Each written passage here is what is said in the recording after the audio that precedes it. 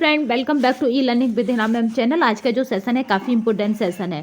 बात करें क्यों इंपॉर्टेंट सेशन है, क्योंकि आज हम देखेंगे 10 के दम की श्रृंखला जो लगातार आप लोगों के बीच बनी हुई है।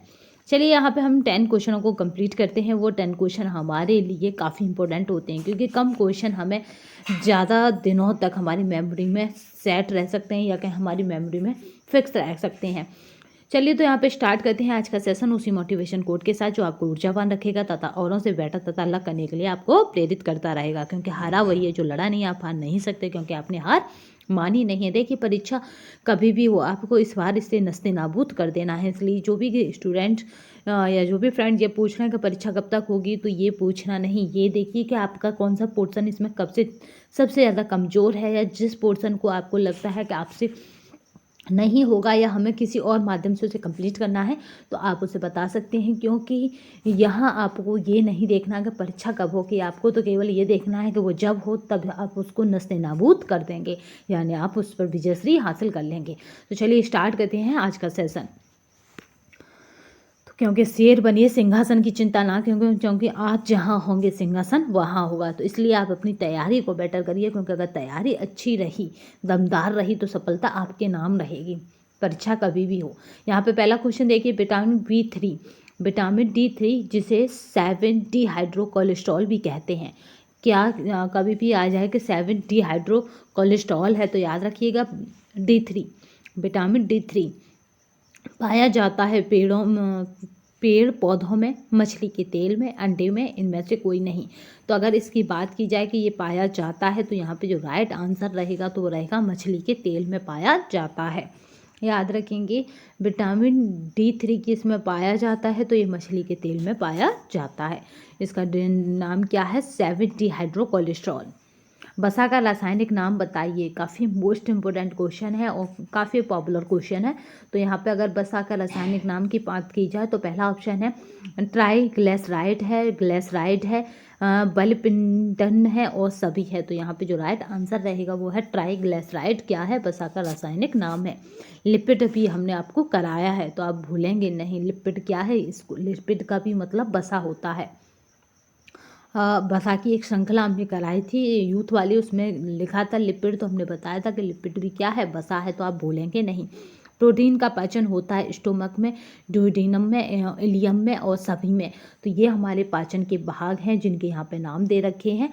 तो यहाँ पे जो पूछा जा रहा है कि पाचन होता है, तो सभी में होता है। ठीक है, ये हाथों से संबंधित हैं। रुधिर की शुद्धि किस अंग में होती है? पाचन तंत्र में, फुफ्फुसक में, श्वास प्रणाली में और हृदय में। भाई, रुधिर जो ना हमारे शरीर में हो तो हमारी मौत हो जाएगी। तो इसकी शुद्धि पूछी जा रही है। किसकी शुद्धि कहाँ होती है, कहाँ पे इसका छलनीकरण होता है? तो यहाँ पे फुफ्फुस में होता है। राइट आंसर क्या रहेगा? बी रहेगा। एक ऐसा विशेष प्रकार का श्वसन जिसमें वक्ष की गतियां बहुत अधिक बढ़ जाती हैं। तो यहाँ पे जो राइट आंसर है प्रश्वसन, निश्वसन, स्वश्वसन और प्रयोदित श्वसन। तो यहाँ पे जो राइट आंसर रहेगा कि जिसमें वक्ष की गतियां क्या है? बहुत अधिक बढ़ जाती हैं, तो वो रहता है प्रयोदित श्वसन। श्वसन की संपूर्ण क्रिया में लगभग कितना समय लगता है? 2 मिनट, 1 मिनट, 2 सेकंड, 4 सेकंड। तो अगर संपूर्ण क्रिया की बात की जाए और लगभग समय पूछा जाए कि कितना लगता है, तो यहाँ पे जो राइट आंसर रहेगा वो क्या है? तो 2 सेकंड का लगता है। अगर इससे ज़्यादा लगा तो हम राम राम हो जाएगा। न्यूरॉन क्या है? ये एक प्रकार की तंत्रिका है। तंत्रिका कोशिका में पाए जाने वाला द्रव्य पदार्थ है। यह सूत्रों सहित तंत्रिका कोशिका है और पतले धागों का एक जाल है। तो आपको बता दें कि ये बहुत इम्पोर्टेंट है। न्यूरॉन की अगर बात की जाए तो न्यूरॉन क्या है? तो ये यहाँ पे राइट आंसर जो रहेगा आप उसे याद रखेंगे। तो ये क्या है? यह सूत्रों सहित तंत्रिका कोशिकाएं हैं। मस्तिष्क की तीनों झिल्लियों में संयुक्त रूप से कहते हैं, मस्तिष्क हमारा 3 परतों में पाया जाता है। तो आपकी जो तीनों झिल्लियां हैं उनको संयुक्त रूप से यानी एक कर दी जाए तो उनको क्या कहेंगे?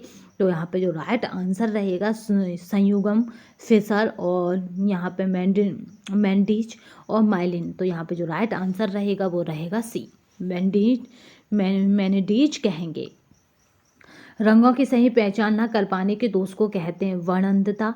वर्ण माने होता है कलर। दूरदृष्टि दोष, निकट दृष्टि दोष, इनमें से कोई नहीं। तो ये दूरदृष्टि दोष और निकट दृष्टि दोष ये क्या है, ये आपकी देखने की क्षमता निर्धारित करता है। पर रंगों की पहचान न कर पाने का तो राइट आंसर क्या रहेगा, ए रहेगा। देखिए इसमें आपको ये दो आराम से पता होगा। तो इस तरह से आपको क्या करना है, एलिमेंट्री मेथड लगाना है MCQ टाइप क्वेश्चन करते समय। जब आपको ये दोनों पता है, ये इनमें से कोई नहीं, मतलब कोई सेंस नहीं बैठ रहा, तो फिर क्या है, वर्णों की बात हो रही है, रंगों की बात हो रही है, तो वर्णनता हो जाएगा। कोकिलिया की रचना किस प्रकार की होती है, लंबी गुहा के रूप में, टेढ़ी मेढ़ी तंग गली के रूप में, एक सर्पिल ट्यूब के रूप में, उपयुक्त में से कोई नहीं। तो इसकी रचना कैसी होती है, तो एक सर्पिल ट्यूब के रूप में होती है। नेक्स्ट क्वेश्चन देखते हैं। स्त्री प्रजनन अंग नहीं है, स्त्री प्रजनन अंग जल्दी ही कराएंगे पूरा। तो यहाँ पे देखिए यहाँ पे शुक्राशय है, गर्भाशय, अंडाशय, डिंब वाहिनियाँ।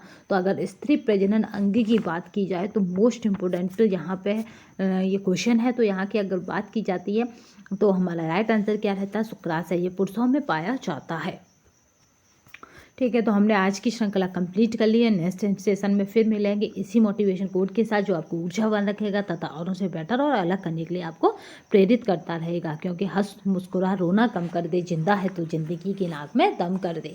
तो आज के लिए बस इतना ही। धन्यवाद। वंदे मातरम। जय हिंद।